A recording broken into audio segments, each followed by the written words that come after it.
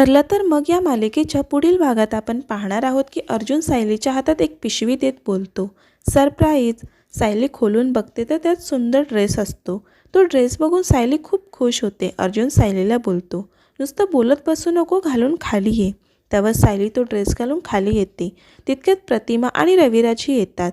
सायलीला स्वतःच्या साडीचा शिवलेल्या ड्रेसमध्ये बघून प्रतिमा बोलते, किती गोड दिसते सायली. त्यानंतर अर्जुन बोलतो, बायको, तुला तुझ्या आईच्या साडीचा ड्रेस शिवायचा होता ना, तेच मिळालंय तुला. त्यावर रविराज बोलतो, पुढचा जन्म असतो की नाही मला माहीत नाही, पण जर असलाच तर आमच्या घरी जन्म घे.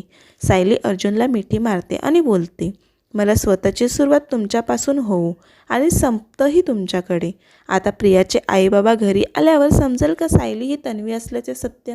हे पाहणं खूप रंजक ठरणार आहे. असेच रोज नवनवीन अपडेट जाणून घेण्यासाठी आपल्या चॅनलला नक्की सबस्क्राईब करा. थँक्यू.